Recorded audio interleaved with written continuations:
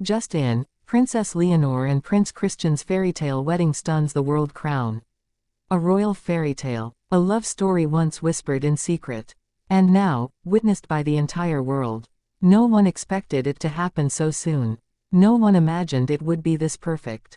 But today, history was written in gold.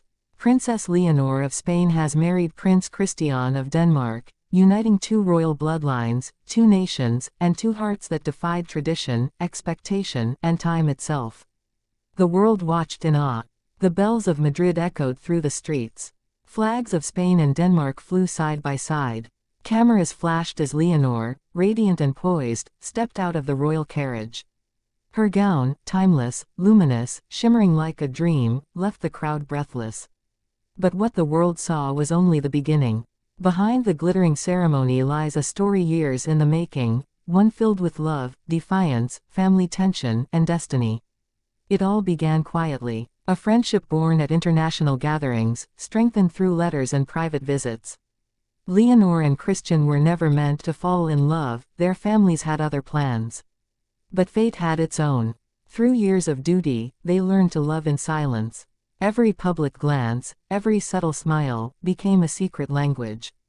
And now, after years of secrecy, the world finally witnessed what they had fought so long to protect, their love, finally free. As Leonor entered the Almudena Cathedral, the atmosphere was electric. Her gown, crafted by a Spanish designer with Danish lace embroidery, symbolized the unity of their heritages. The long silk veil trailed behind her like a river of light. Prince Christian, standing tall in his Danish military uniform, could barely contain his emotion. His eyes followed her every step. When she reached him, he whispered something only she could hear, and she smiled, the same quiet smile that melted hearts across Europe. The ceremony began with solemn grace. The archbishop spoke of love that endures beyond crowns, beyond nations. Cameras captured every detail, the clasp of hands, the trembling lips, the tears of the queens. Queen Letizia wiped her eyes as her daughter vowed loyalty not just to her husband, but to her people. Queen Mary held Christian's hand, pride and nostalgia mixing in her gaze. For both mothers, this was not just a wedding. It was a passing of legacy. King Felipe looked on, regal yet tender, knowing that Leonor was not only stepping into marriage, but into her destiny as Spain's future queen. Beside him, King Frederick nodded in silent approval, seeing in Christian a future king worthy of love and responsibility. As the vows echoed through the cathedral, the air itself seemed to hold its breath. I, Leonor, promise to love, to serve, and to stand beside you, through light and shadow, through duty and freedom. Her voice did not shake. It rang with quiet power. When Christian placed the ring on her finger, the crowd erupted into applause. Bells rang, choirs sang, and the city of Madrid became a sea of celebration. But while the public saw perfection, few knew the journey that brought them here. The months leading to the wedding were not without turmoil. Royal advisors debated protocol. Spanish officials worried about the political symbolism. Danish tabloids speculated on royal alliances. Some questioned whether Leonor, still young and preparing for her reign, should marry so soon. Yet, through every challenge, the couple remained unshaken. Behind palace walls, Leonor reportedly told her father, "A queen must know loyalty, and I've found mine." It was this conviction that won her parents' blessing. And when Christian's family saw Leonor's devotion, they too embraced her not just as a bride, but as family. After the ceremony, the royal procession moved through Madrid. Thousands lined the streets, waving flags and tossing white petals. Children perched on balconies, shouting her name.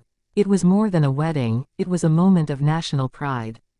At the royal palace, the grand reception began. Gold chandeliers illuminated marble halls filled with world leaders, monarchs, and dignitaries. Yet amid all the protocol, Leonor and Christian seemed untouched by it all, lost in their own small world. Their first dance was something out of legend. To the sound of a Spanish-Danish orchestral piece, they moved as if time had stopped. Every turn, every glance, spoke of years of longing fulfilled. When Christian lifted her hand and kissed it softly, the room fell silent. Later, during his toast, Christian said, "She was born to be a queen. But to me, she will always be the girl who made duty feel like home." His words drew tears, not just from Leonor, but from nearly everyone present. In her speech, Leonor spoke not of power, but of partnership. We were born into crowns, but love is the one choice we made ourselves. And that choice, I will protect, always. Applause filled the hall. Even the most stoic royals stood in admiration. Outside, fireworks lit up the Madrid sky. Red and white, the colors of Spain and Denmark, intertwined across the night. The crowd sang, cheered, and wept. For one night, Europe felt united, not by politics, but by love. But beyond the fairy tale, questions remain. How will this marriage reshape the monarchy? Will Spain and Denmark's future reigns be intertwined? Will Leonor's duties as queen affect her marriage, or will Christian stand beside her as the first consort of modern Spain? Historians are already calling it the most symbolic royal union since the early alliances of European crowns. Political analysts suggest it could strengthen diplomatic relations between southern and northern Europe. Yet, to those who watched, none of that mattered. What they saw was love, pure, radiant, unshakable. As dawn broke the next day, the new royal couple appeared on the palace balcony. Leonor, glowing in her post-wedding simplicity, waved to the thousands below. Christian stood beside her, his hand over hers. The cheers grew louder, flags waved, and for a moment, the world forgot its troubles. This was the image that would define a generation. The young queen in waiting and her prince, symbols of hope, unity, and love reborn in the modern age. Behind them, their families smiled, a silent recognition of what they had witnessed. Two hearts, once divided by nations, now bound by destiny. And though the fairy tale has only just begun, one truth is clear: this marriage will shape the future of Europe's monarchy for decades to come. The love that began in secrecy has become the world's most celebrated union. From quiet moments in Wales to the grandeur of Madrid, from whispers of rumors to the roar of celebration, their journey has come full circle. And yet, as they step into their new life together, the story is far from over. Because true love, the kind that defies power and time, doesn't end with, "I do." It begins there. Princess Leonor and Prince Christian, husband and wife, queen and king-to-be, have given the world more than a spectacle. They've reminded us that even in a world of crowns and protocol, the heart still rules. And today, it ruled the world.